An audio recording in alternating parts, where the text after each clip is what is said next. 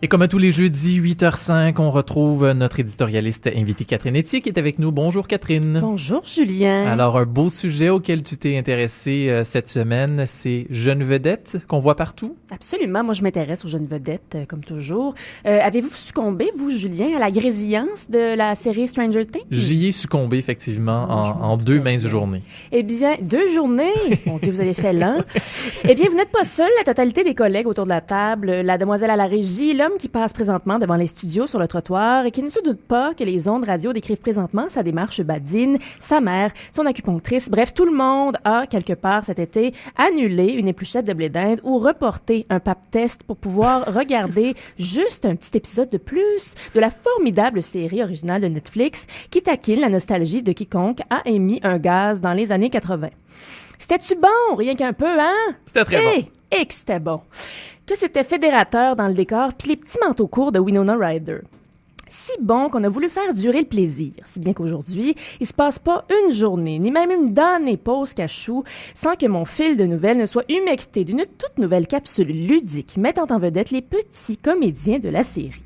Quand il s'agit pas d'un clip du petit gars pas dedans qui chante un extrait des Misérables devant une ballonne géante de Bob l'éponge, les protagonistes participent à un sketch délirant au Tonight Show de Jimmy Fallon ou dégoulinent de leur charisme certain dans un clip où ils découvrent des jouets typiques des années 80.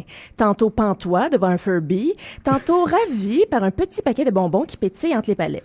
Toujours prêts à faire des harmonies vocales ou à se déboîter une épaule dans une 60e entrevue où la candeur est au rendez-vous. Tout cela, évidemment, Julien m'enchante au plus haut point. Parce que quand j'aime quelque chose, je veux l'user jusqu'à la corde.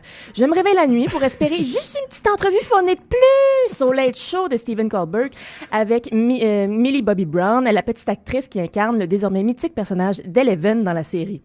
Pour qu'on mette mieux en lumière le fait que la jeune fille de 12 ans avait jamais vu ça, elle, une table tournante de sa sainte vie, que, ma foi du Saint-Ciel, de la musique peut jaillir un objet circulaire de vinyle nervuré et que, on dira ce qu'on voudra, c'était spécial un petit péché les années 80. Hein? Que c'était spécial? C'était spécial. Bon, répondait avec plus d'enthousiasme, bonne synthèse. Je me demande simplement si parfois, à l'occasion seulement, on n'aurait pas avantage à simplement laisser vivre une série et ses protagonistes, même si la tentation nous taquine la jugulaire, à ne pas convier les acteurs d'un projet chouchou à s'abandonner à de furieux breakdance, des lip-sync et des bancs d'essais de Scott Towell vintage, en les laissant plutôt paisiblement faire ce qu'ils font de mieux, me donner la chienne dans un univers parallèle où les monstres n'ont pas de visage. Hein? Laisser respirer le projet un peu, pour ce qu'il est, le laisser exister. Je dis pas que ça créera pas un vide désolant dans mon day-to-day, mais ne serait-il pas sain, et je ne fais que proposer, de laisser un peu de bande passante à d'autres, là, comme le petit Salvaille, par exemple. Je vous dis pas ce que je donnerais pour le voir déballer un Tutu Popples ou un tape à cassette des tannants chaud raide sur la tequila. Ce sera tout, merci. Merci beaucoup, Catherine Etier. Un plaisir. Chouchou, entre autres de Codef, que tous les médias surexploitent depuis quelques Oui, je t'ai épuisé. Je me prépare à faire la split sur un plateau tournant.